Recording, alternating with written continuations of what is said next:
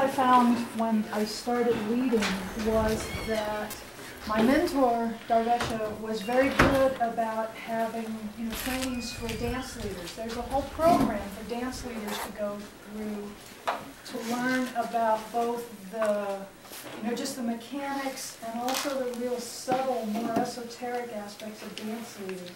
But there's not an equivalent of that for musicians. You sort of assume you'll get that through your practicing and whatever teachers you're studying with and whatever.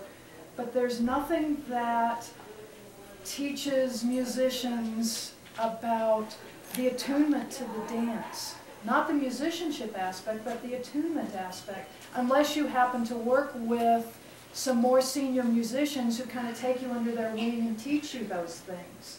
And so I thought, since there were so many musicians coming to this gathering, this would be maybe a good venue to just talk about some of those more subtle aspects. So what I'd really like to do first is turn it over to Shabda and let him share his wisdom in this whole area. Thank you. It seems quite thrilling that look how many musicians are here. Mm-hmm. How fantastic is that?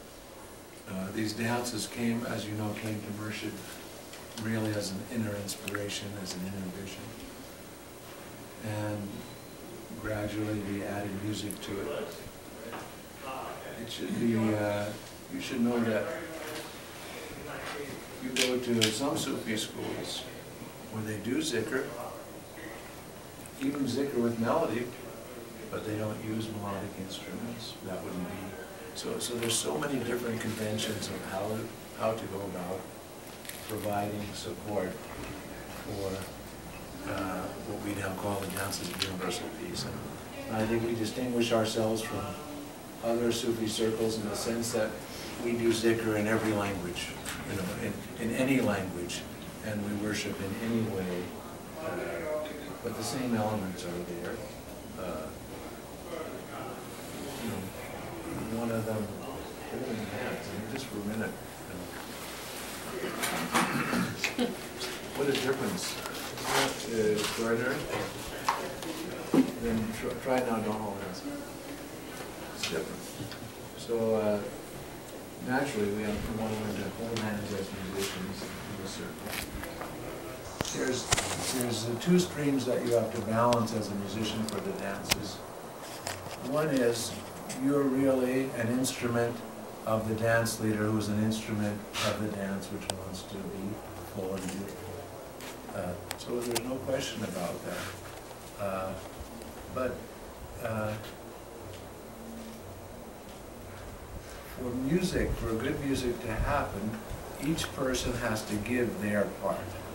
You don't become codependent, right? You have to give yourself your part fully. So like if you're singing in a choir, a soprano, alto, tenor, bass, each person should have mastery in their subject, and then they come together. You're not all leaning on one person or the other. It's a marriage. So you have to combine attentiveness, what the dance leader wants, with your capacity. How to show the rhythm, how to create movement in the rhythm. So you're bringing feeling and movement in the music, and so you as the musicians to the dance, you can turn the dance every direction you want through the quality of your music. First thing that I do is I try to keep a focus. I'm not watching the dance leader all the time, but I'm certainly, my ears are tuned to their sound. My eyes, if I can, as to glance at them without twisting my head off. Then you flip it around. Now we're talking about rhythm. Often dance leaders haven't developed a technique to show that they want it faster or slower. Here's faster. Here's slower. Very clear communication. That ever happened to you? Yeah. You think like, what do you want? if it's a dance leader that you work with, how are you going to show me that you want it faster? You're going to go like this, you're going to go like this. And I know it's, even I know as a dancer, I just want it a little bit faster. Then all of a sudden it's like, whoo, you know, it takes off. Or then often what happens, even me as a musician where I've got the instrument, everybody's so eager to learn what I want to do that they're doing it before I am. So I'm thinking like, don't play yet, just let me speed it up and just wait a bar, you know. You'll be there in a moment, you know. So it's sometimes in our eagerness, we also jump in too fast. Also, what happens often with faster is louder. Slower, softer, slower. Softer, slower is like, yeah. There we go. Yeah. So all of those things are things to become sensitive to. Naturally, as much rapport as you can have with your fellow musicians. So it's, and I realize that we all have personalities, and you're going to be in every kind of situation, and you're just going to have to do the best you can. You know, keep polishing your own art. Keep realizing that if you have bad feelings, you're not going to be able to play music as well as you can. Anytime you create bad feelings to the world which disturbs you, you're going to lose your own peace and your own strength. So there's nobody at fault for that. Nobody can make a change in that but you. So know you're feeling bad. Don't blame everybody or don't blame the world. Take yourself to task and change. The world is the way it's going to be.